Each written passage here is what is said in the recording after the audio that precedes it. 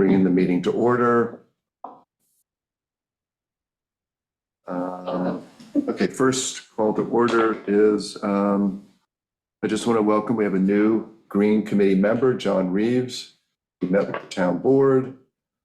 They approved, passed a resolution, so he's officially a new member of the committee. Yay! Welcome, John, wherever you are. He's in Great Britain right I was now. gonna say, unfortunately, he couldn't make the first meeting. Okay. I think he's gonna be an excellent addition to the committee. He's very excited. He's very excited, and his interview with the town board brought out even more aspects of what he does that I thought was very helpful and impressive and will be very good for us. Yeah. Okay, has everybody had a chance to read the minutes? Good morning, Ben. Hi, Ben. Has everybody had a chance? Has everybody had a chance to read the How are you? minutes? Good morning, sorry. Yes. Okay, make a motion to pass the minutes. I move we pass the minutes. Second? I second. Can I do that? Yes. Sure. All in favor? Aye. Okay, okay, minutes are passed. Okay. Lynn Arthur is here today to give us an update on community choice aggregation, not aggravation. That too. So take it away, Lynn, and Coco can give you permission to share, and you can run your presentation.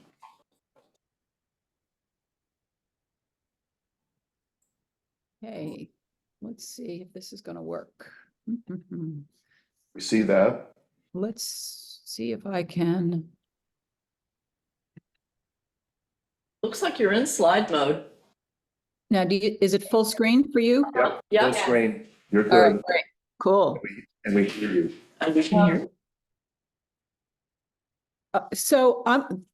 This is a big deck, and I've shared it with Tim, and he's going to share it with all of you. Yes. I'm not going to go through every slide, but especially because you are a Green Committee. I'm also I'm a volunteer on the Southampton Sustainability Committee, where I'm the kind of the energy subcommittee chair, and I've been in that role for, geez, it's got to be 10 years. I also founded a not-for-profit company called Peak Power Long Island. In the interest of full disclosure, the town hires my business, pretty much me and the subcontractors that I utilize locally to do some of the programs. There's the NYSERDA Clean Energy Communities program. Southampton is leading all of Long Island in terms of the number of points, largely due to the work that my business does on behalf of the town. And we could talk about that another time. I know we've been back and forth for years talking about those programs. The money this year is huge compared to prior years. But in addition, I also am occasionally a subcontractor to Jewel Community Power for the purposes of conducting the regulated outreach. Now, today I'm a volunteer talking to you, and I do this regularly with other municipalities.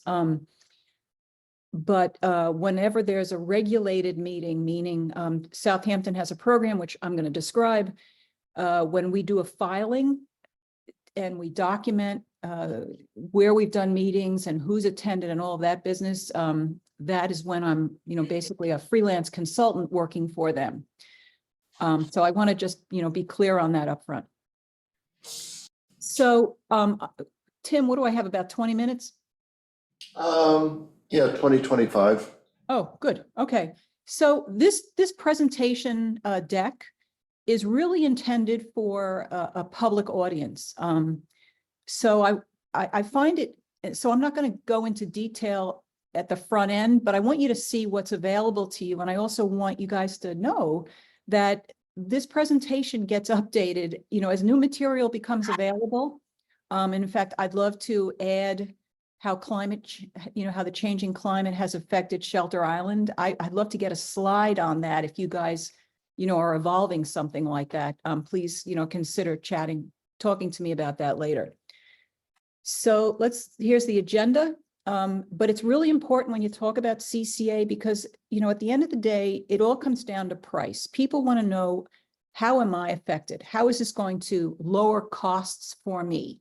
And so what I do like to do with this presentation up front is to kind of put it into context. How is the climate affecting us? Because this program, as designed by the Department of Public Service back in 2016, is not intended to lower the cost of electricity. That's not its legislative intent.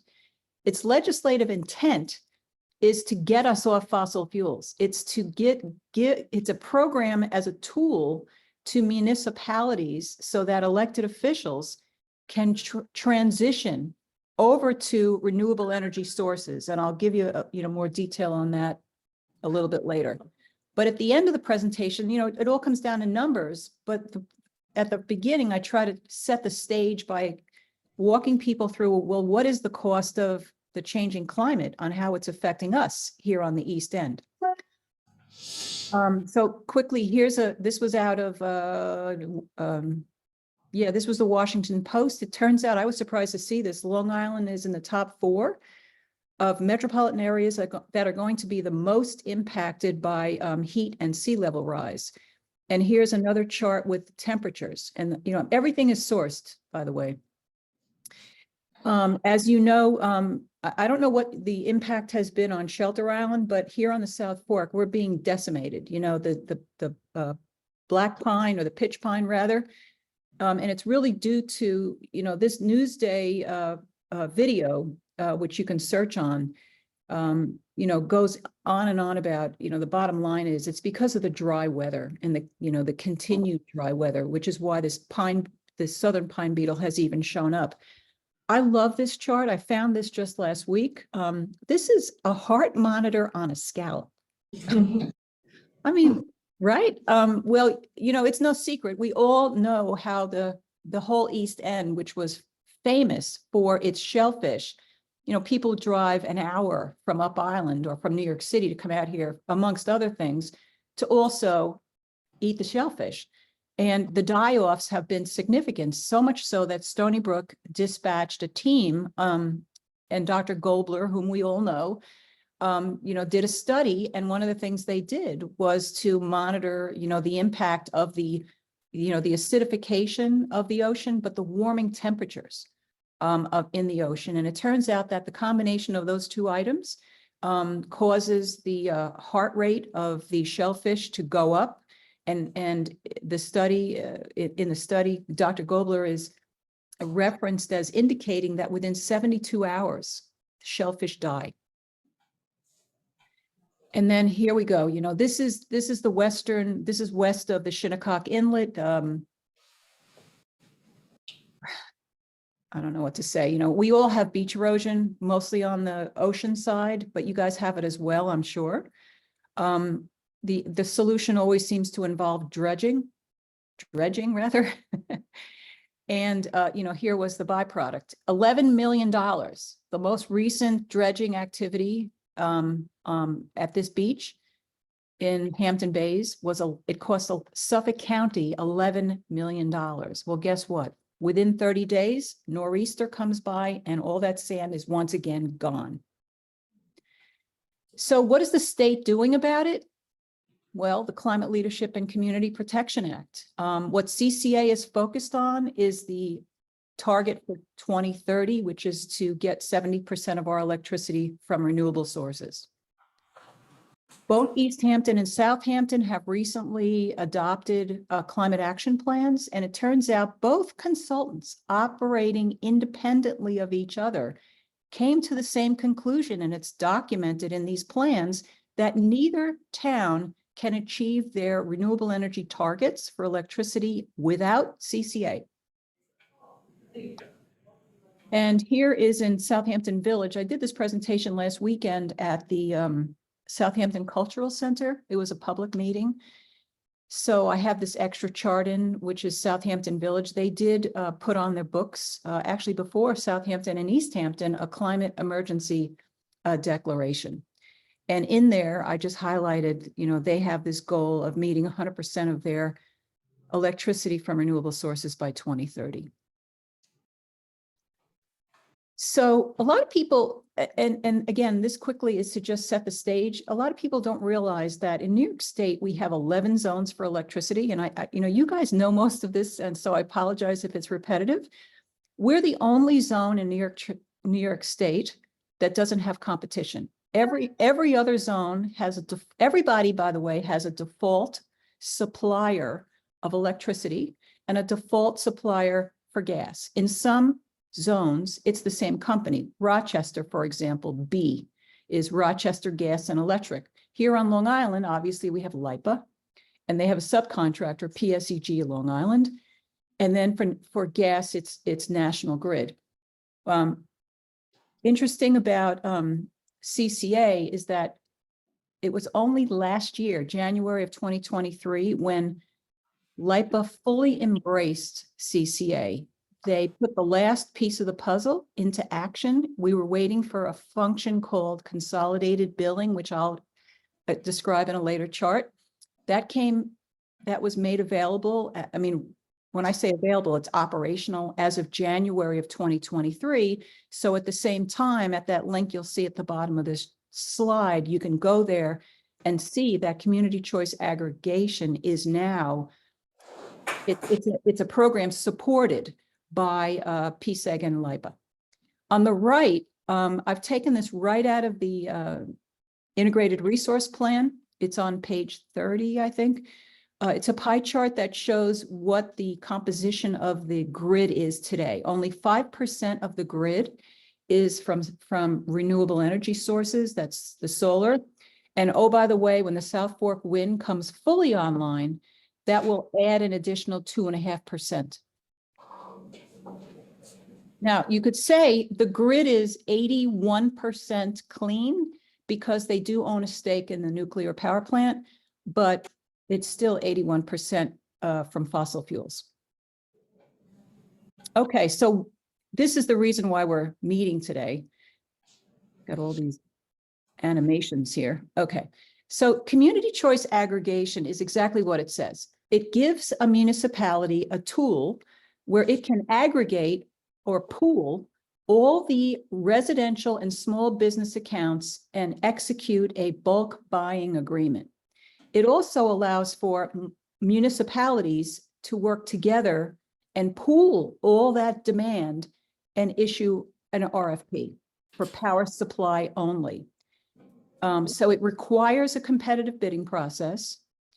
Like I said at the beginning, it supports renewable energy. Its objective is to make renewable energy sources available to a municipality to choose at competitive prices. And it has a lot of consumer protections, much more than what we get today from our current provider. And it was authorized in 2016. So we're talking only about the power supply portion of the bill. This is the fuel that is a commodity that, like today, LIPA purchases gas in order to run the turbines up island. That's the only portion of the bill we're talking about. It's typically somewhere between 40 and 50% of your bill, depending upon whether or not you use electricity or gas or oil. If you use oil or gas to heat your house, actually, the number is more like, 40%. But if you use electricity to heat your house, that fuel could be as high as 70% of your bill. And here on the bill, you can see this is where it is on the bill. It's just power supply. That's it. And we've kind of already covered this. Today we have, let me see what I've got next. Hold on one sec. Oh, there we go. Okay, good.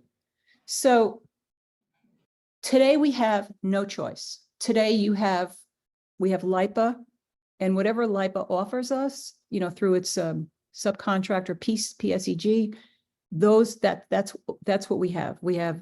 There's no competition on Long Island for electricity. We have just LIPA. And our rates are amongst the highest in the 48 contiguous states. But again, I think you probably know that. As I said before, so when a municipality decides to engage with this program, they basically shift the whole village, in this case, of town, over from LIPA to an alternate source of electricity. It puts the decision-making in the hands of the local government, but also in the hands of a homeowner. Even though the municipality, the elected officials, have the opportunity to decide what would be the default supply for all of Shelter Island, every homeowner and small business gets to choose for itself. But if the individual homeowner or renter or small business doesn't make a choice for itself, it will automatically get the default. And again, so today without CCA, everyone has, what's being offered in the, what Jewel likes to call the black box. Every month we consume electricity. And the amount of electricity that we've used, we get billed for a month later. We don't know in advance what the rate is going to be. We find out what you can actually look up what the rate is on the LIPA Power website. If you're interested in that link, I could show it to you. And they released the cost of what the rate is going to be on the last day of the prior month. So on March, how many days in March? 30 days. They're on the 31st of March. You can go to that website and you can see what the rate is going to be for the month of April. But with CCA, it's different. With CCA, you have advanced visibility as to what the rates are going to be. You have multiple options. You can also opt out at any time at no charge. CCAs have been very successful across New York State. Again, it's a program that's been around for 8 years.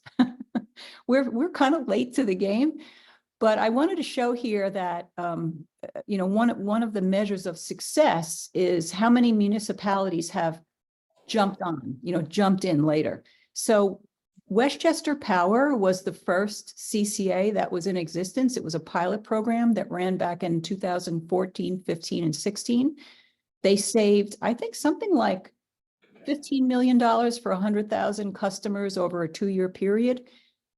And so when they launched the program back in 2016, it had 20 municipalities and it's since grown to 31. The Hudson Valley was 10 and now it's 14. Orange and Rockland was 6 and now it's 9. And Rochester was 1, the city of Rochester, a big one. And I think now they've added 2 more smaller incorporated villages. Oh, and on the bottom here, and the other reason why the Department of Public Service authorized this program back in 2016 is the state was looking for a mechanism to encourage more renewable energy projects for getting built in New York State. So I'm going to just do a little step aside here. If you guys are looking at and I encourage you to do this, but if you're looking at the Clean Energy Communities Program, CCA is one of the projects, like I should say, or programs that under CEC that you can get points. Once you achieve certain levels of points, the town is then eligible for 2 types of grants. There are action grants, which are non-matching, and then there's also designation grants. So under CCA, in the Clean Energy Communities Program, if the town selects a 50% renewable option, it's worth 500 points. If you select a 100% renewable option, you can get up to 2,000 points. I think that immediately qualifies you, depending upon your size, for something like $100,000 or more. Depends. It depends on where you are in that product. And now these next couple charts really just talk about savings, current savings. Hudson Valley just finished a 2-year contract. They saved $7 million. Average household savings was $290. But remember, there's no guarantee of savings. I just want to keep emphasizing that. The good news is 99.5% of the CCAs that have been operational, at least the ones that have been managed by the same CCA administrator who's handling Southampton's program, 99.5% of them have saved money. And then you can see Rockland, average household savings was $330. So this is on the right, if I could direct your attention to the graph. Excuse me. If I have a chart and I can send this to you as well. But I don't have a chart that shows what a CCA program has done against LIPA rates. I do have the LIPA rates, and the LIPA rates look just like this city of Rochester. Every month, the rate changes. It fluctuates pretty significantly because the market is volatile. What you see in the y-axis here, it's a penny apart. So this is 4, 5, 6, up to 10 cents a kilowatt hour. And across the bottom is a 2-year cycle, which in this case was the contract term of the last contract that the city of Rochester signed. So what they did was they signed for a fixed rate contract that was good for 2 years.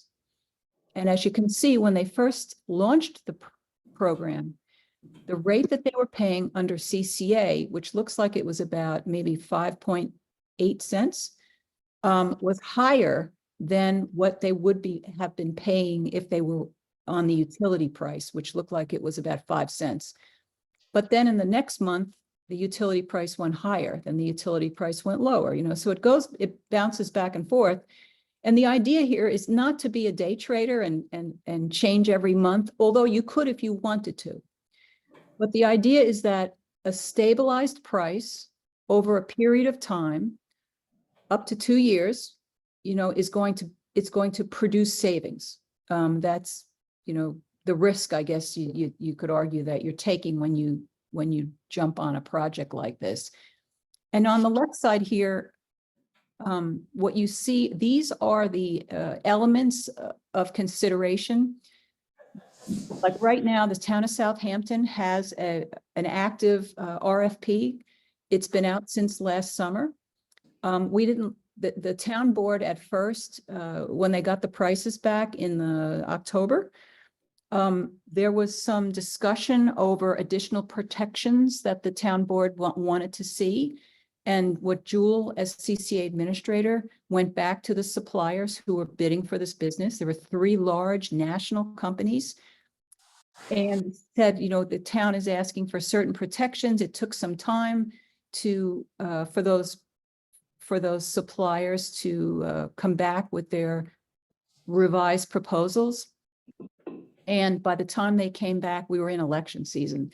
So the board at the time decided to defer the decision to the next board, because 3 out of 5 people on the town board ended up being replaced with others. We had 2 elected officials who were termed out, and we had 1 councilman who did seek re-election but was not re-elected. So now we have 3 new board members. So it's taken us a little bit of time to bring those 3 new board members. By the way, one of them is the supervisor, to bring them up to speed with this is a very important policy decision, perhaps the most significant policy decision an elected official is going to make, in a calendar year, because it affects everyone in the town, as well as small businesses. But we're expecting pricing in early April. And those discussions all happen behind closed doors. So I don't have visibility to what the numbers are. I mean, you could ask me what I think they're going to be, but I don't know. But these are the factors, the price, the terms, the renewables level, and the reputation of the supplier. All those things are evaluated and weighed. And the CCA administrator, it's their job to they actually conduct the bid on behalf of the town. They do the analysis, and then they come back to the town and show them all the results and make a recommendation. And wow, that's it. I just want to show you one more chart on this topic. The process to launching, it can seem rather daunting when you're looking at it from the beginning, because it is, what I did here was this is not a chart that was built elsewhere. I built this years ago because I needed to summarize. People, elected officials don't have a lot of time to consume all the details associated with this program.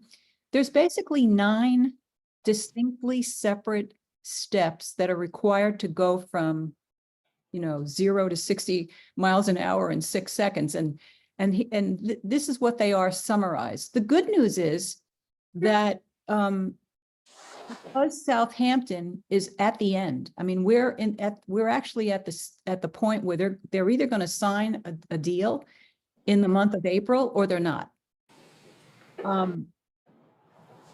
Assuming that they do, then it makes it easier for others to piggyback.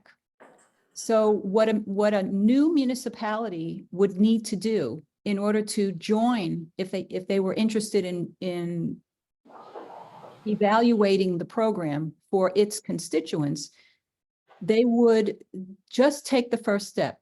They adopt the enabling legislation, which is a no commitment, no charge, back away at any time. It's basically authorizing themselves to use home rule to have a program, should they decide to do it later. And then the next thing they have to do is select a CCA administrator. They can either, because it's a no charge services agreement, no RFP is required, but you could do an RFP if you wanted to do that. Most municipalities in New York State don't, but I think there's maybe a handful that have. Southampton was one. We did issue an RFP for CCA administrator 4 years ago, and we selected Jewel Community Power, who was the CCA administrator that's been with this program from the beginning, because they were the ones that helped develop the pilot in Westchester. But a new municipality would take that first step, and then they could piggyback they could jump all the way to the end, because all those agreements in the middle that have to be worked out with the supplier, in this case, PSEG, have already been done.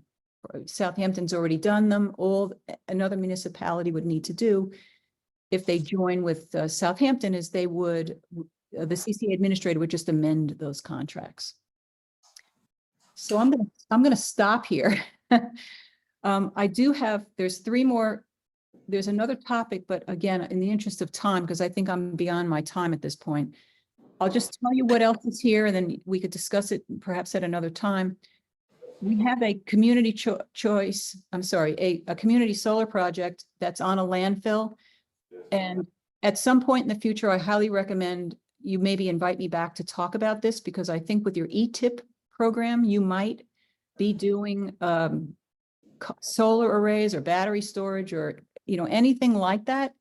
If you're working with the CDG tariff with LIPA, there's an opportunity for you to generate free bill credits to your constituents. The town residents can get 10% off their electric bill for the duration of the contract. So I'm gonna stop talking now. Are there any questions? Any questions? Steve, Don, any questions?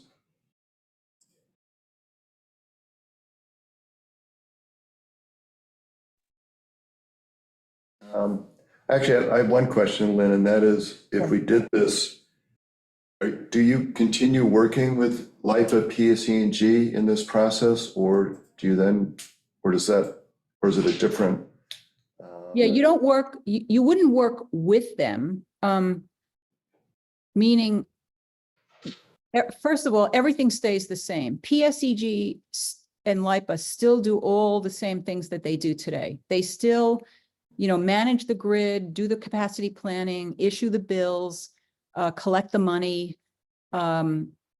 there's no, it's not like you're dealing with a separate company, it's integrated.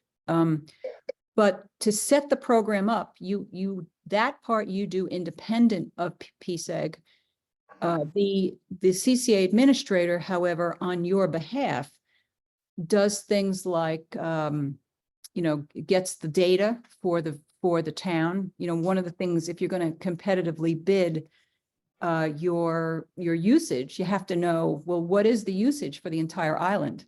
So that information, once you sign a contract, once you, adopt the legislation and sign up with a CCA administrator, that authorizes them to make that request on your behalf. So then you'll know on a macro level how much electricity is the entire island consuming. There'll also be, there's an agreement that has to do with data exchange. The data, on individual customers, the data that I just described, that has to be securely transmitted. It has to be kept in a very, persnickety way behind a secure firewall. So that those agreements have already been negotiated with PSEG. And I have to tell you, the 4 years it took for us to get here, because we've been working on this for 4 years with the help of Assemblyman Thiel. Long Island is the only zone that's not regulated by the Public Service Commission. I'm assuming you guys know that. I mean, the Department of Public Service, the Department of Public Service is the regulator at the state level for many things, including water, cable, and electricity and gas. But since the Long Island Power Authority is an authority, it is exempt from the Department of Public Service, except for CCA.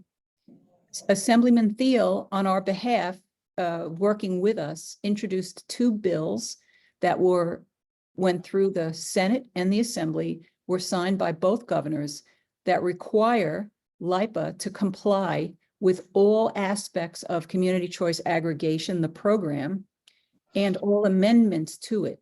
So that's, part of the reason why. I mean, their hand was forced, but they're very cooperative. We have not had, ever since, the fourth quarter of 2022, we've all been working very cooperatively together. Okay, I asked partly because with the ETIP program, we're engaged with NREL, and we also need to collaborate with PSE&G, and we met with them a week or 2 ago with Bill Falk and another fellow.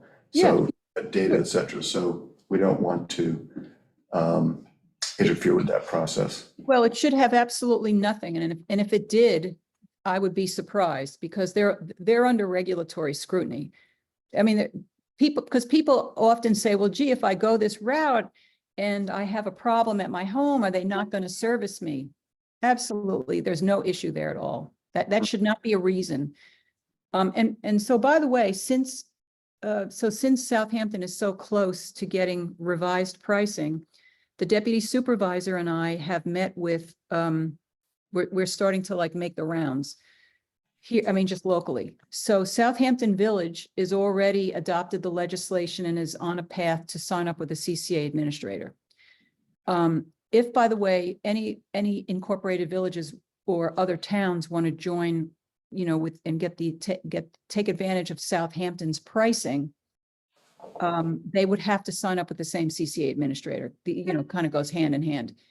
We've met with Sag Harbor and North Haven, and both of them have scheduled public information meetings in the month of April and May. We're on a path to meet with the Riverhead supervisor tomorrow. I presented to the Riverhead team a couple of weeks ago. They're pretty excited about this, and also about the CDG Community Solar Project. And we're meeting with the West Hampton Beach mayor in 2 weeks. So there's a lot of momentum and interest in this, but because each of these incorporated villages are also relatively small. I mean, they're less than 2,000 households, where Southampton, at 40,000 households, is obviously, they would be an anchor tenant. They're just big enough in order to demand good pricing, competitive pricing. So I understand. And we're going to have those numbers, you know, in the month of April. So everybody's kind of waiting, you know, with bated breath to see what happens. But I would assume that if Southampton does move ahead, all these other municipalities will jump on board, and they can. You know, they'll be able to jump on board later this year. Okay. Sarah's got a question. Lynn, I think you just answered the question, the competitive pricing, you know, aspect of the population of the households in Southampton. But is there any reason to think that Shelter Island or another municipality working independently would, for some reason, get an even better deal? It sounds like the answer is no because of volume. Yeah, you need volume in order to do this. I mean, you could organize your own cluster of municipalities and go that route. Oh, but by the way, I should have said this, and I should put it on a chart. Every municipality makes its own decision. So the volume of municipalities working together negotiate a contract, but each municipality gets to decide amongst the options, you know, that are, so in this case, Southampton, because they're operating alone pretty much right now, will decide which supplier has the best overall offering. What I can tell you a little bit more about what the offerings are, if you don't mind, it's going to take me a few minutes. Go ahead. Okay, so previously, the contract terms were usually 2 years, and these municipalities would sign up for a fixed price for 2 years. Well, guess what? Because of competition and because these companies are, you know, literally competing with each other for this business, the actual contract structure has gotten even more competitive and better. So it's still a fixed price contract, but instead of it being one number for 2 years, there are options. It could be a 4-month term, or a 6-month term, or a 9-month term. And then one of the options that was presented in the fall was, okay, you sign up with us for a 2-year contract, but the price is we reserve the right to change the price every 4 months. 60 days into the 4-month term, we're going to tell you what the numbers are going to be at the beginning of the next 4-month term. So you've got advanced notice of what the prices are going to change to. And also there are guardrails in the contract. Their profit margin is, you know, or their margin, I'm not sure. See, profit margin is maybe not the right term, but the amount of money that they're going to make is specified. It's contractually committed to. So if during that 4-month term, the market price for electricity should drop below, like you see in that Rochester, you know, that if it should drop below what the program is billing, the excess profit that is made above and beyond what they're entitled to, that money, those funds get put like in an, I'm going to use a metaphor here, like in an escrow account. And that escrow account then will be used in subsequent terms to buy down the rate. I'm going to let that sink in for a second. Mm-hmm. I mean, we have nothing like that from LIPA today. I mean, we don't know month to month what the rate's going to be, and it's always, we only know it in hindsight, right? So, and also you've got 4 choices. Every homeowner has 4 choices all the time. You're going to have 2 renewable choices. One is 100% renewable, where all that renewable energy comes from generated in New York State. That's going to be the most expensive. The second most expensive, which by the way, the spread is maybe a penny, you know, a penny and a half at the most, a penny though, in terms of the cost per kilowatt hour, is called 50% renewable. 50% of the electrons are generated by assets in New York State, and then 50% come from outside of New York State. Now they're from clean energy sources. It could be wind, it could be hydro, but it comes from outside of New York State. So that's going to be cheaper. And then the third option is going to be a conventional option, which will be similar to the supply mix we get from LIPA, which is, I guess, 80% fossil fuel and 20% renewables. So that's the third choice. The fourth choice is LIPA. You can opt out at any time at no cost. And then you can opt back in if you want to. So I guess there's 5 choices. So I'll pause there. Okay, Ben? Yeah, just got a quick question. I'd appreciate a little context. Last time I looked at my bill, which was a while ago, I think I had the fixed rate option, and I think I was paying 21 cents a kilowatt hour, which, you showed me this Rochester chart and they're paying 6. I want to jump off a bridge.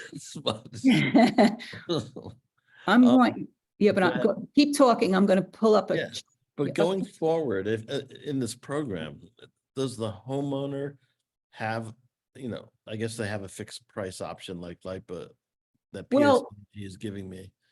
But what is Southampton negotiating for? Is it 15 cents? Is it?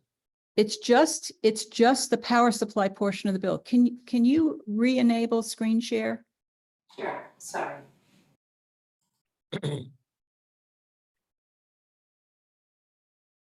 Okay, let's do this.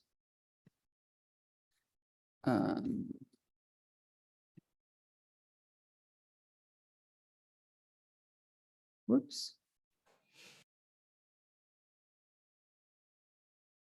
Oh, there it is. Okay, Mhm. it's just, see the green arrow? Ooh, it's pretty small though. Oh, okay, so this is page 2 of your bill, Mhm. page 2. There are 3, what everyone pays every month is divided into 3 sections. There's the delivery and system charges, which is the cost to deliver the service. This also has the debt associated with the long-term contracts, with the Shoreham Mhm. debt, Getting rid of the power plant. yeah, this is administrative costs, all the capacity planning, staff. Power supply is just the cost of the fuel. That's it. It's the fuel that they buy to run the turbines up island and any other power generation assets that they have, the peaker plants Mhm. that you might know about. It's just the fuel. So the prices that you're looking at are just this portion, like in this bill, which I know it's a little blurry, you can barely see it. Mhm. Is it full screen for you or you guys see just the No. small? It's really small. I mean, but. It's not full screen. Yeah. Oh. It's weird. Okay, I thought I got But hit What the is wrong the, one. what is the number? It says, well, it's 10.5 cents. Okay. Let me try this. I'm going to. On top of that, I'm paying another Yeah. 10 cents. Exactly. And we all are. You're paying for, yeah, you're paying for delivery and also for the thing called other. Maybe this will help. So the fully loaded. All right, try this. Is that easier? Can you see it better? Yep. A little better. There you go. There you go. There you go. Okay. And Yeah, it's- I it's have just- this option. I mean, I guess it's an annual option or maybe every 2 years where I've chosen a fixed price. Yeah, I think what you're talking about is balanced billing. Yeah. Oh, yeah. Okay. Yeah, balanced billing, yes. And balanced billing will be enabled. This will work with balanced billing. But only this section of the bill, the power supply, it's only affecting that section. Gotcha. Okay, other questions? Um, Yes, I have a question, Lynn. Just curious, does the South Fork wind have any bearing on this? No. Turns out that Well, the South Fork Wind Farm is going to add, I mean, that's owned by LIPA. So it's going to increase their renewable energy content. You know, if you add all the solar that they've got today and the fully operational South Fork Wind, 7.5% of the entire grid will be renewable. Yeah. So it's gonna, like today, 5% is solar. The South Fork Wind is only going to increase it by 2.5%. But it's still significant. I mean, it's wonderful. And as more offshore wind is built and LIPA purchases more offshore wind, then the grid will eventually be, you know, more and more renewable. Again, another byproduct, a good byproduct, you know, those of us on committees like yours are excited about is when you have CCA, it's encouraging LIPA to move faster, right? Because they want to keep all the customers completely 100% owning us, you know. But, you know, so the more CCA pushes them, the faster, hopefully they will move to have more renewable energy as part of their source. Steve? Just another question, if I may. Sure. Does the net metering, if you have local solar, change? No. It's not, I mean, you still have to have an energy, you still need a utility connection. I'm net metered also. I know Steve is as well. But when you're not generating electricity that's back feeding your electrical panel, like at night, you're consuming electricity from the grid. So if you should consume more than you generate, obviously you're going to have a bill, and you'd be billed at the rate of CCA instead of the higher or the other rate from LIPA. Thank you. Thank you. Steve? Yeah, Lynn, correct me if I'm wrong, but also associated with the CCA program, aren't there some financial benefits that accrue to the municipality over time that the municipality can decide how they want to use?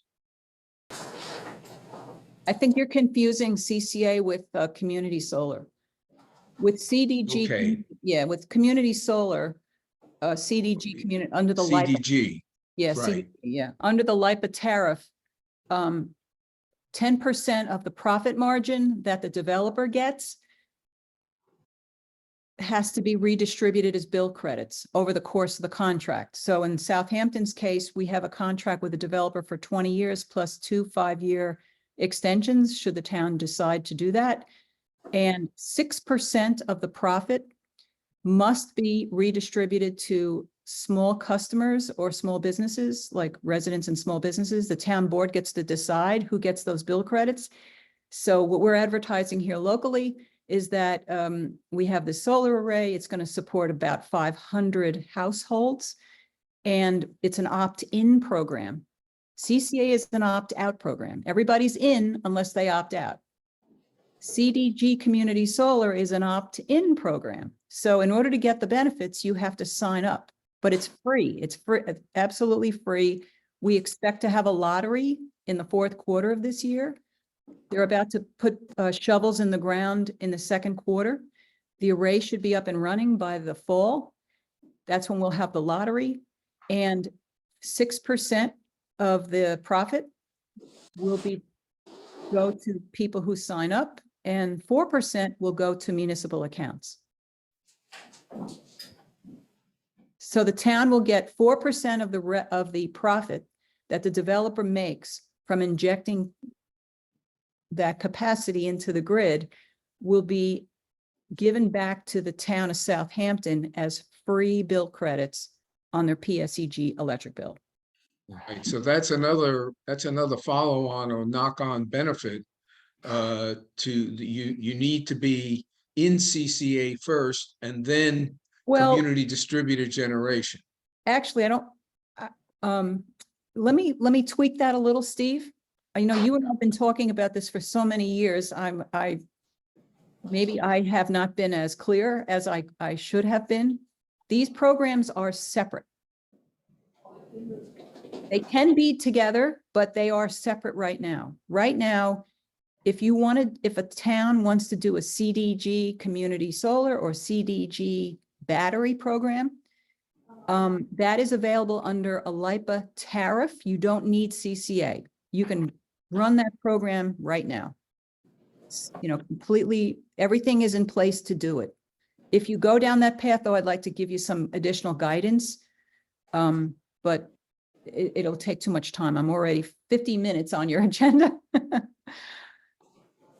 Okay, I think if you have any more questions, let's hold them for now. We can send them to Lynn, and also Lynn, we can invite you back to our next meeting for more questions or further information. It would be good to, I think in about a month or 2 months, it would be a good time to let you know where we're at, because we should be in a different place, and all these other municipalities that are jumping on board. I'm really excited about the meeting tomorrow in Riverhead, because we're going to be talking about both these things. But, a month or 2 months from now would be a good time to catch up. Okay, and in the meantime, we can send you a bunch of questions that we have. Absolutely. I want to review this. We record this, so I want to look at it again. Awesome. Well, thanks for inviting me, and have a great day, everyone. Okay, thanks, Lynn. Thank you. Can everybody stay? Yeah, I'd like to do E-tip. Yeah, we need to do ETIP, an extra 15 minutes today at least. I want to do two quick things before we jump into ETIP. Coco, can you pull up the photographs from the Greenport solar battery? Okay. So a couple of weeks ago, Don and I went to Greenport. They have two buildings that they added solar and battery storage.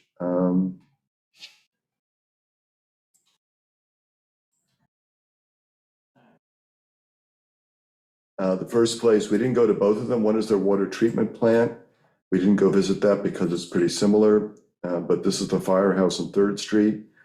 You can see the solar array into the roof. This is facing, what was it, facing west, Don? I think it's facing. Yes, Yes. It was slope roof east and west, but East a and- slight slope. At a slight slope. So on the other side, there are also, there's a solar array. It's okay. Okay, that's all right. Okay, so that's the solar array in the firehouse. And then if you can go to the next slide. Yeah, you want to say anything about that, Don? No, but it's not showing up for us. Am I missing something? Oh, Coco's working on it.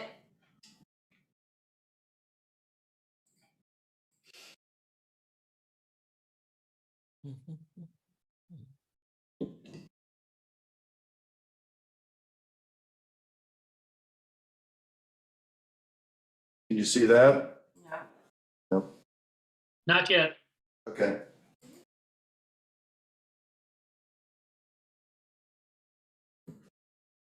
How about that? Yes. Yes. Okay, good. Okay, thanks, Coco. Okay, so this is the solar array. And then, Coco, if you can go to the next slide, this is the battery storage area that's in the battery itself takes up 10% of this space. And if there's just another picture, I think it just shows the other same different angle. And then one more slide shows all the panels that are inside, and obviously they're all kept inside of a gated area. I'll just quickly tell you the solar capacity is 40 kilowatts at absolute peak. It's like 10 kilowatts on a cloudy day. He doesn't know the number of panels that are actually on the roof. The battery capacity is 20 kilowatts. This system is in addition to the generator. So they have a generator just like all of our municipal buildings have. And they work in tandem with the generator, also parallel to the grid. They have a different electric power arrangement than we do. They don't work with PSE&G. If the power fails, solar and battery kick in, and then when depleted, the generator kicks in. In normal operations and the load is full, the system tracks how much is used and energy goes back to the power company. For the water treatment plant, it's a microgrid, and because the water treatment plant uses more power than the fire department, when the power fails, a generator kicks in. The generator has fuel for about a couple of days, which surprised me. I mentioned that we have fuel for, I think, up to 2 weeks. I think so, or at least a week. Yeah, and he was surprised that we had that much capacity. So in terms of savings, both systems reduce bills for the fire department and the water treatment plant. However, because Greenport has its own electric company, it saves money in the budget for both operations. It's not actual cash. So that's sort of how their system works, but I just wanted you to see physically what it looks like. Yeah, so when we talk about resilience hubs, this is what we're talking about. Correct. This is Having that solar backup to our diesel generators. correct. So this is what, if we did something We at the do like firehouse, TD or the firehouse. exactly. Yeah. This is what it would look like. So I just wanted all of you to see that. That battery having a capacity of 20 kilowatts, how many days does that translate into? Don, can you answer that question? I can't.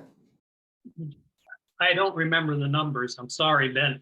But kilowatts is power, kilowatt hours is energy. Gee. But I'm sorry, I don't remember the numbers. We can look it up for you. Yeah, I was just curious. No rush. Okay. Anyway, I just thought this was a great example of what we could be looking into. So physically, that's what a resilience hub would look like. Correct. Okay. So if we did something at the firehouse, if we did something at the library, at the school, that's what it would look like. Yeah. I'd say that firehouse is roughly the size of the maintenance facility at the highway department. Wouldn't you say so, Tim? I think so. I mean, I think maybe the highway department's a little bit bigger, but it's pretty close. While we were watching it, we saw the meter there, and it was generating roughly, as I recall, 340 kilowatts of power.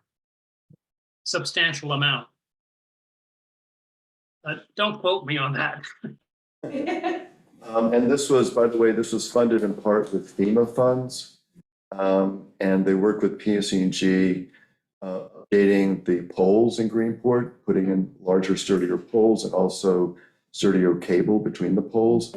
And when we talked to Bill Falk, there was a question I had for him about Shoulder Island, and they're doing the same thing with the poles and the wires on Shoulder Island. So it's sort of a collaborative updating of their system. Okay, now moving on to, One more quick question, Tim. yeah, Sorry. go ahead, Ben. Since I'm new to this committee, doing something like this, would that require some sort of firefighting upgrade? Do we have the equipment to deal with battery storage? Okay, so that was a question, actually, I did ask their engineer, who, by the way, retired 2 days ago. So I can't follow up with questions to him, but I'm sure they'll have a new one.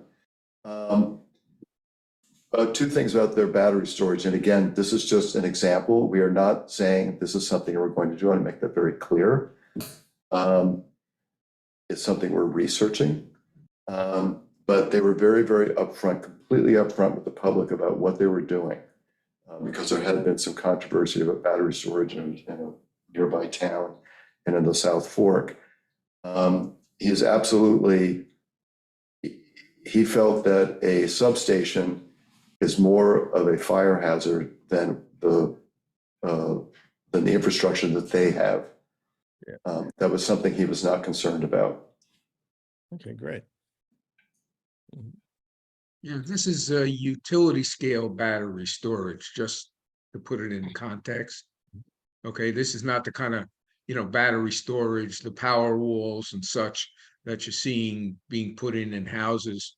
This is, exterior utility scale battery storage, and they can get even bigger than 20 kilowatts that you're looking at. And, you can also add to it. You can increase the size as you go. But it's utility scale battery storage.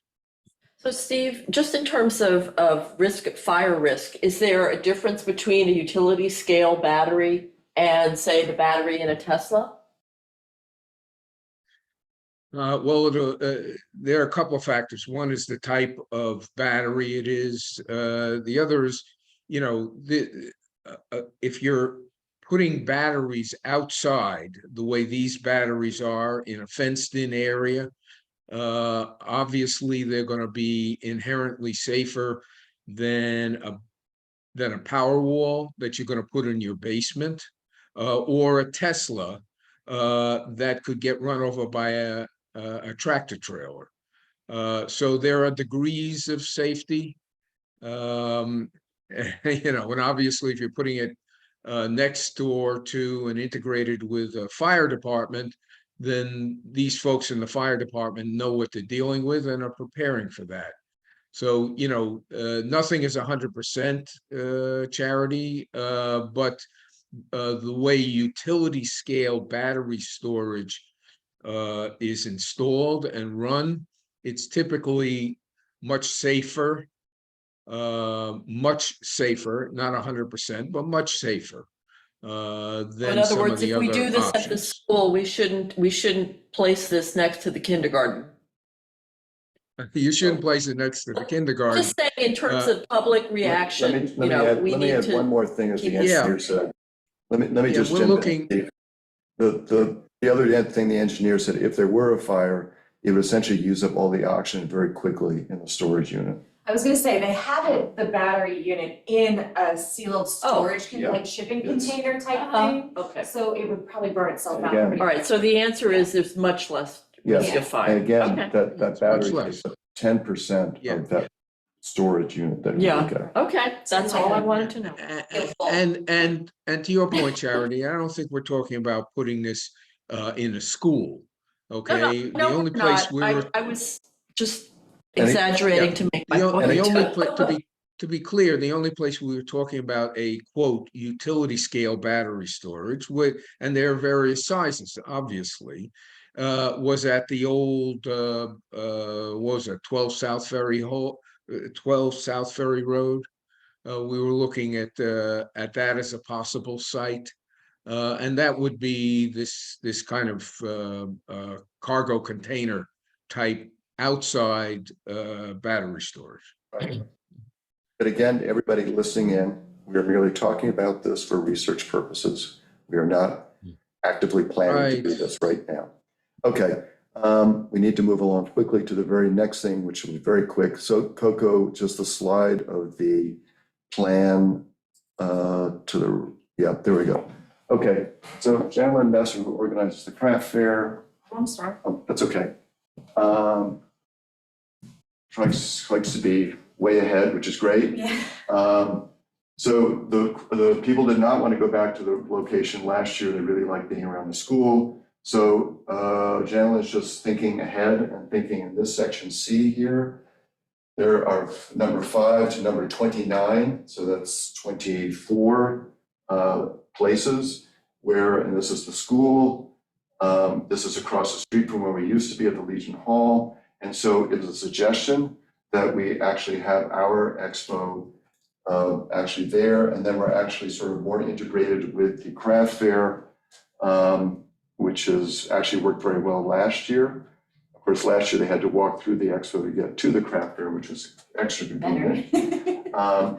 But we actually have a lot of space here, and to Meg's interest in adding more town entities to the expo, we would have a lot of room. So it's something just to think about.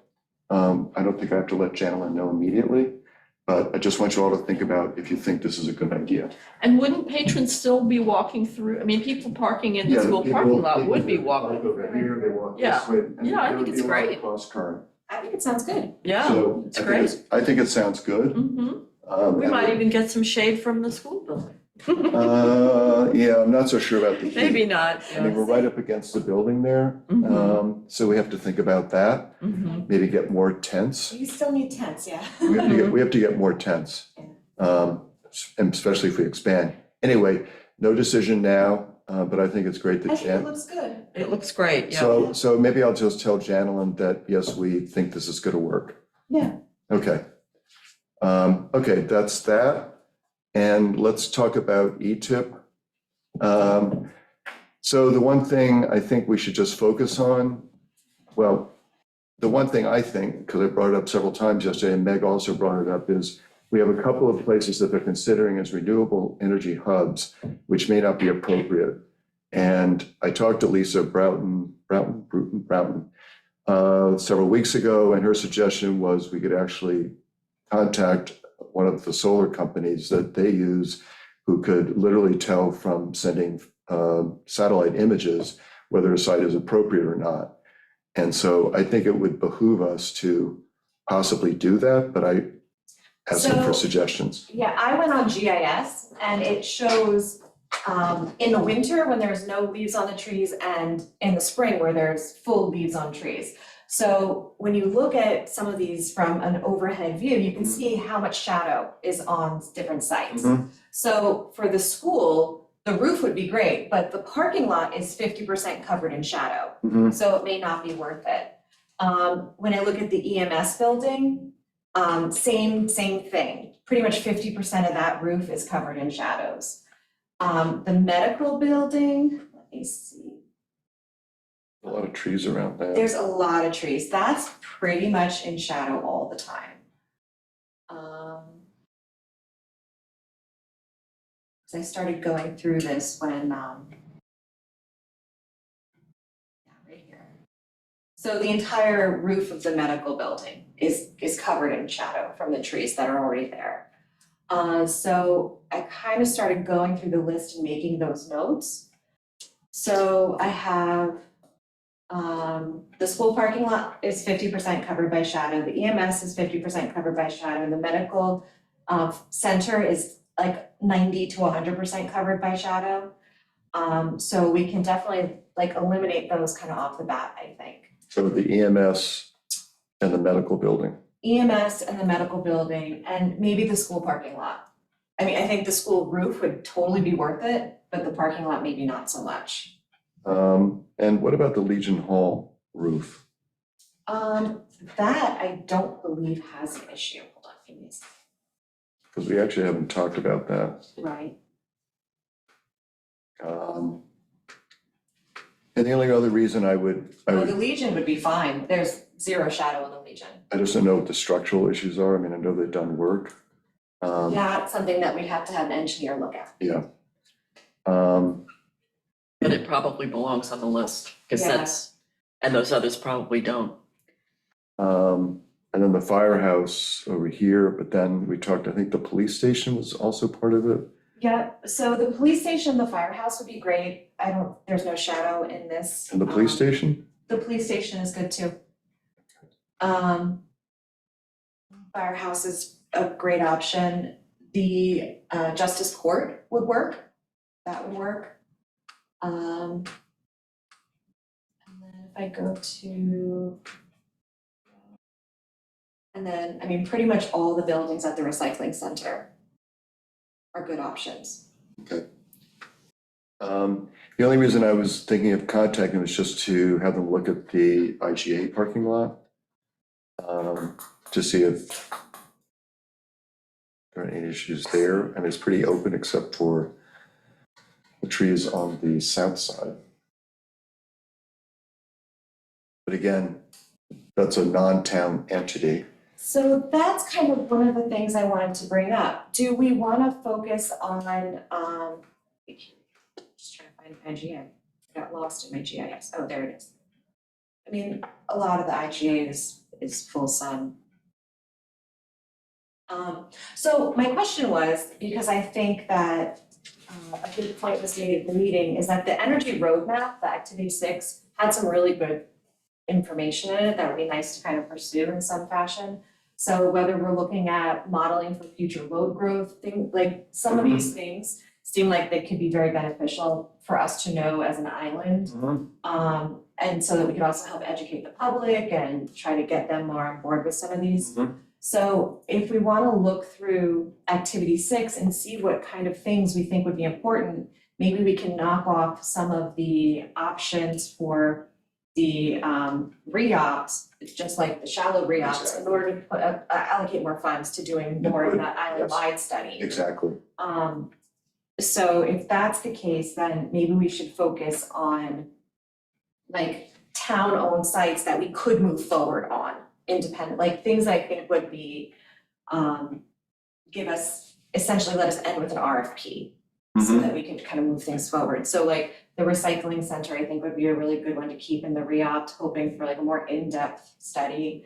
You know, the capped landfill, I know it might be challenging, but it might be good for them to do the re-opt on it. You know, all the highway buildings. 12 South Ferry Road is cited for community housing, so I think we can take that off the list. That's definitely gonna be a community housing site. So I don't think we should bother doing a re-opt on that. You know, Does re-opt mean? Oh, it- yes. That's the analysis that they do. It stands for Renewable Energy Optimization, and it's an NREL program, it's an NREL computer program Got it, that thank you. does research. Sorry, it evaluates these sites and lets us know, you know, what's feasible there. But Sylvester Manor is on the list still? Well, that's what, you know, we kind of should discuss, like, do we wanna keep the IGA on there and Sylvester Manor on there, or do we wanna try to get more information on island-wide energy needs in the future? So, Why would we have to leave them both on? I do think we should take the IGA off. yeah, Yeah, Meg, yes. Meg, I just have a question. You know, even if the 12 South Ferry Road site was used for community housing, if you're talking about building housing on that site, is that correct? Yes, Yeah. Does that necessarily preclude building those houses with solar energy systems on the roofs? no, not at all. I mean, I think Okay, if we leave it on the list with that, you know, with that information that it would have to be part of an integrated plan that included housing. You know, they would have to do the analysis with that But yeah, I think in mind. I think they would need more information on the structures that were gonna be built, the amount of coverage that, you know, there's a lot of setback requirements on that property too because of wetlands, so I don't think we have enough information to give them for them to do a realistic re-ops analysis on I it. agree. I agree. I just wanted to make it clear that if we are talking about housing, that at some point that might include solar as well, and we need to be aware of that as the Green Options Committee. Not Yeah. necessarily ETIP related, but you know, island related. That's all. I guess one question that I wanted to ask him, but I didn't, was to what's the trade-off in terms of, you know, there's $250,000 for our project. And my impression is that the re-opt analyses, they're really good at doing those. They have a program, they put in data, they get data out. I don't have a sense of how expensive that is vis-a-vis items, the items that we're interested in, the nice to have items. My impression is that they don't see those as being part of the plan because it would be too expensive. Right, So I guess, you know, I agree that we should take anything off the list that we don't anticipate wanting to do an RFP and go forward with. That makes sense. But I don't think that if there's something that we can see might be a good idea, we should definitely leave it on the list. We shouldn't trim it, I think, trying to free up money yeah, for the, yeah.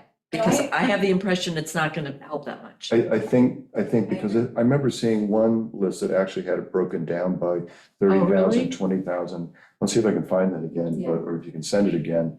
But he did make that point that cutting back on some of the re-opt and some of these, you know, so-called hubs would not necessarily be a huge savings, but I agree with you. Yeah, it might let us pull some of, I mean, not the whole list for the energy roadmap, because Mhm. that is essentially an entire thing on its own.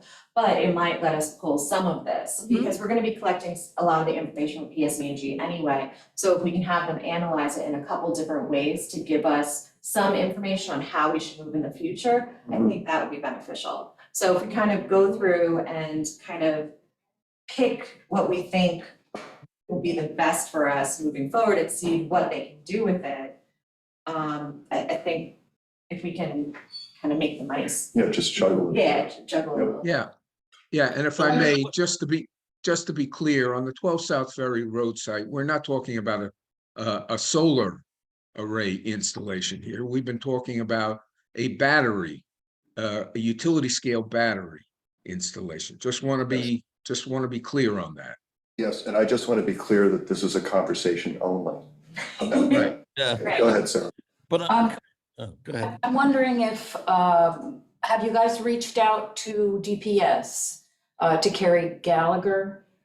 She said, the reason I'm asking is the state also is, DPS is ready to fund certain pilots and wants to partner, wants to find out more about ETIP. And I'm wondering if you have a limited budget from NREL, that there might be supplemental funds from the state, or even, some of the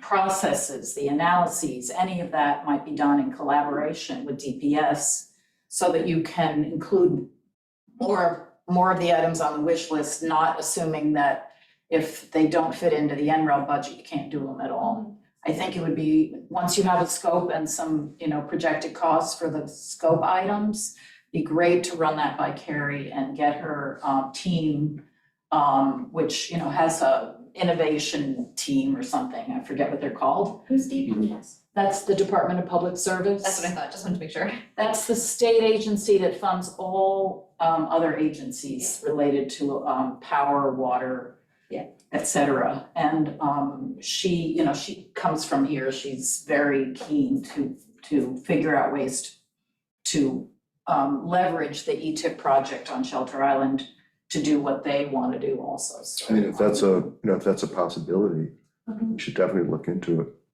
I don't know how. Question.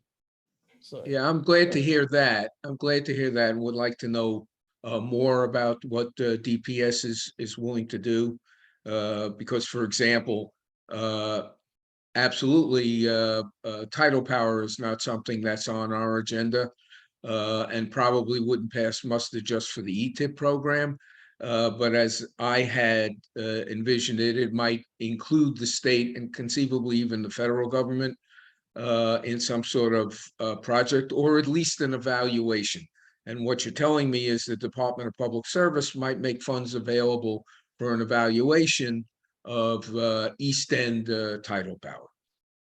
yeah, or they may make either funds or capacity available for some of the things that are already on the town's list. Mhm. So that you could, increase your overall project Yes, capacity exactly. with state partnership. Thank you. That's They a- hadn't, they're just becoming aware of this happening, and they wanted to fold in whatever way. I think they're figuring it out as they go. So you might say, this is what we want to do. Can you help us either with your engineering teams Mhm. or by funding, funneling some funding to NREL? That seems unlikely. It seems more likely that they would actually Piggyback and piggyback and do some of the work, but coordinate it with your team at NREL. Okay, well, I'd like to know more about that and what DPS has in mind, and what we have in mind. Thanks. Don, did you have a question? Sorry, Dan, I thought Don. I I think had a question. Just very quickly, I would point out that Reopt, the web version is available to anyone, and it's open source. Is it the same as what NREL uses? I don't know. That's interesting. Ben, you had a, Yeah, that's just a quick question. Once again, sorry if this has been discussed, but what has been the conversation between this committee and the Community Housing Board to date? Because the Community Housing Board is in the early stages of planning for an RFP for these obtainable housing units.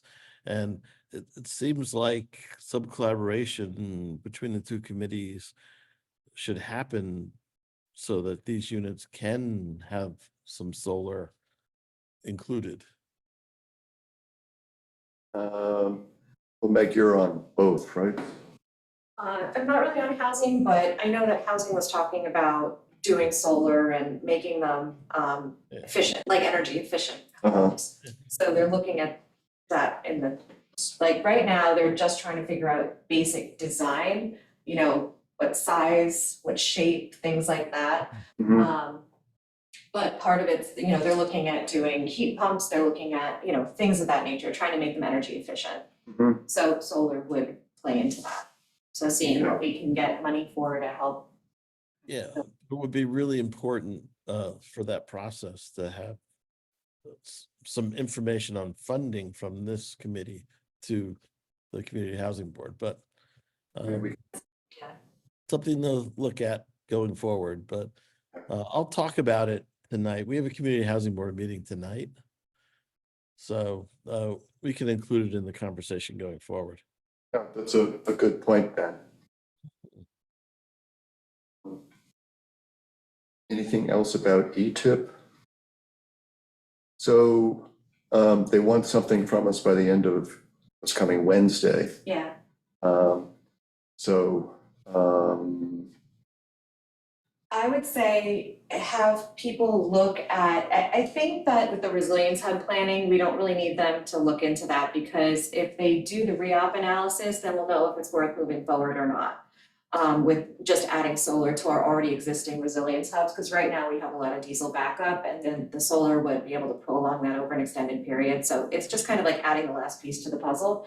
So I don't think we necessarily need resilience hub planning from them.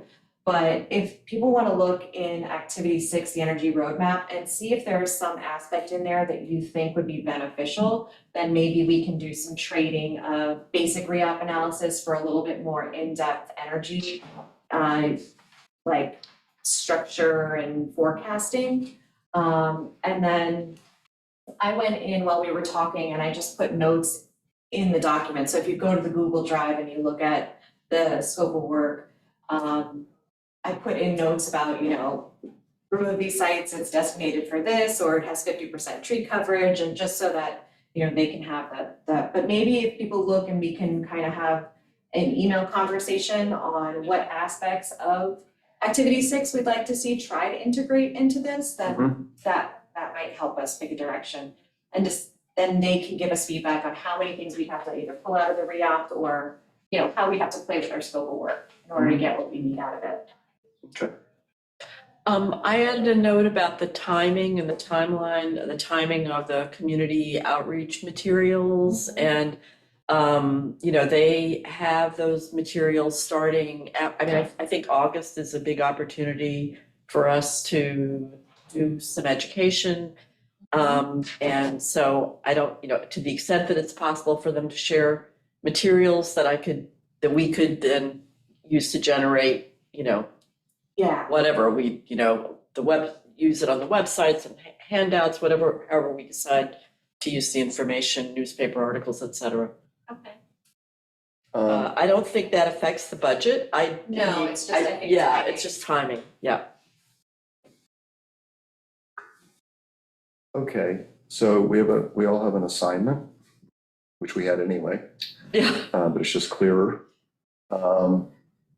But Meg, when you talk about, just before you were talking about your last comment, I mean, we do want the re-opt for some of these buildings. Oh, yeah, definitely. Okay, Yeah. we do need to, I think it's sort of just prioritizing the re-op we want, you know. yes, Looking at it, there are some that, you know, when they run it, I think it's definitely gonna be kind of a winner, and then we can ask them to do the more in-depth analysis, because they have an in-depth analysis planned for Right. like 1 or 2 or 3 sites, right, depending on how the preliminary goes. So sites that we think have the capacity to move forward in the future, you know, Mhm. like, you know that there's always been a plan to do something at the recycling center, so Right. I'd love to keep that in, because we know that has good potential to actually move forward and happen in the Right. future. So just kind of like look them over and see which ones you think have the best potential for actually being completed, and let's kind of prioritize those. And then, you know, just look at item 6 and see what you think we could benefit from. Mhm. No, because this is gonna be this is Right. a long term. Exactly. So I don't know if like capacities of existing infrastructure would be beneficial to us if we're gonna look to do some solar at some of these places. I know we're kind of looking at that generally with PSE&G. I think some of the energy roadmap is gonna depend on what information we can get from PSE&G on whether or not they can even run some of these. Mhm. But I think if we kind of can tell them what we wanna look for, then they can kind of tailor their data request. So, It got my attention in the first presentation that the administrator of that program is able to apparently get information from LIPA about our usage as a routine part of the process. we can request data on any town-owned building. Because we own it, we can ask for our own data. So But she was talking about island-wide usage. island-wide, we should be able to get like aggregate data, how much power the island uses. what Okay, the so she peaks wasn't are. talking about anything that we don't already have access to. And I think Okay. I think when we met with the PSIG guys, I think that was something we talked about. Right, what's the granularity of the data we can get? Yes. So, we can get broad data on the island as a whole, we can get specific data on town-owned buildings. The school could request specific data on their building, the fire district could request data on their building, so those are all things that we can get. So there are no Easily. types of information that we need from PSE&G that we're not able to get? Infrastructure, so, what the capacity of their infrastructure is on the island, if we do large range solar, is that gonna cause a problem with the service lines they have? Are they gonna have to upgrade in order to And that's not handle- information that we would get That's- access to if we got involved in one of the aggregating. That's information that we're trying to collect from them Okay. right now. That's what, Brian and Emerald and stuff, they're trying to gather some of that information.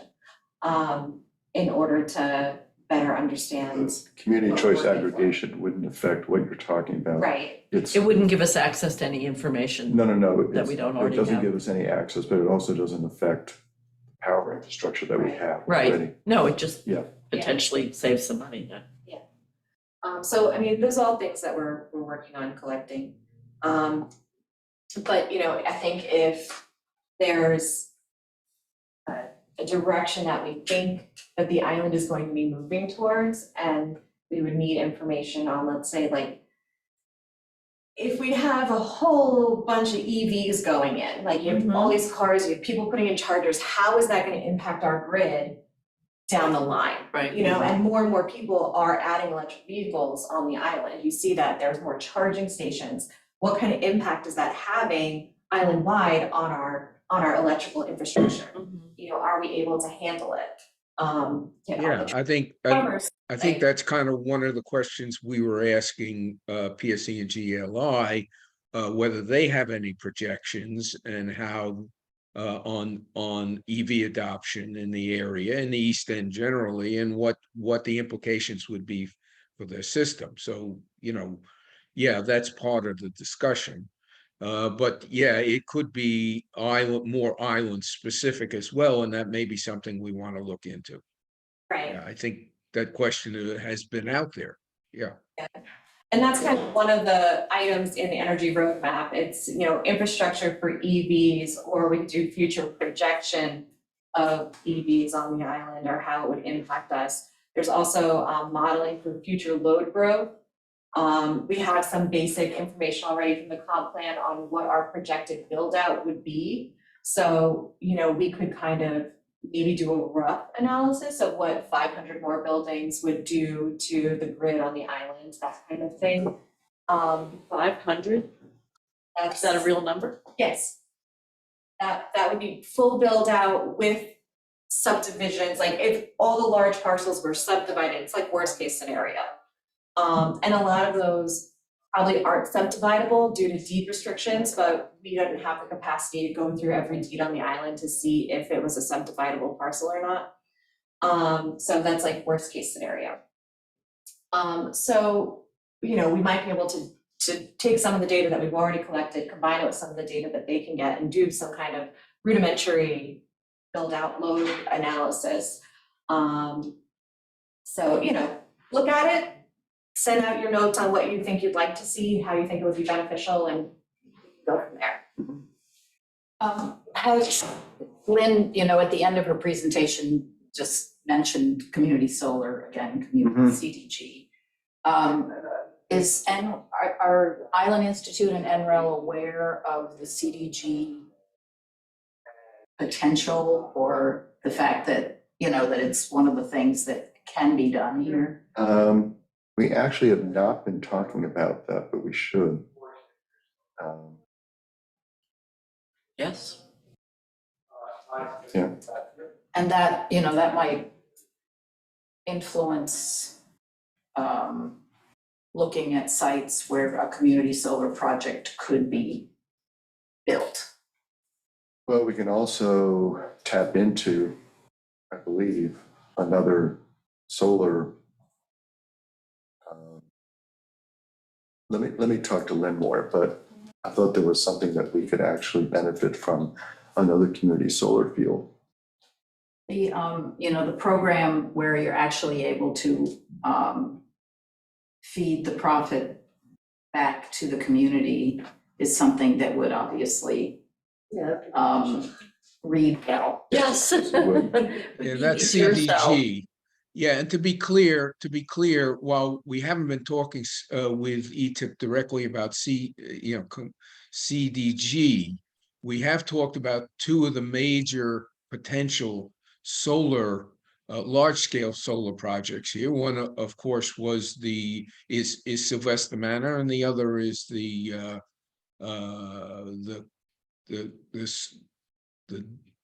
Landfill. dump.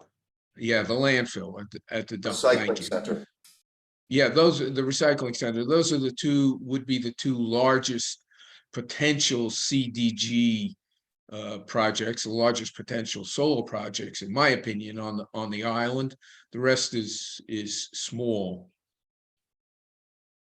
Well, let So me yes, know. we talk to them indirectly. Let me know if there's anything we can do over Yes, at the Sylvester Manor to support that. yes. Okay, I actually have to go because I have to make a phone call. You may go. From the audience, Pam, do you have any questions? You there, Pam?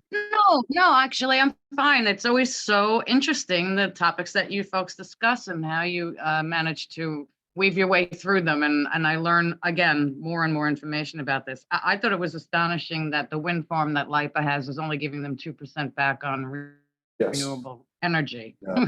for such a large project. Yeah, that was the most shocking topic of the day.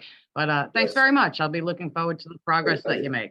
I often think, Pam, that technology hopefully will evolve more than it is now, that you don't have enormous solar fields and huge wind farms, that there'll be some magic technological solution that will be the size of a penny that will do the same power, but we'll see.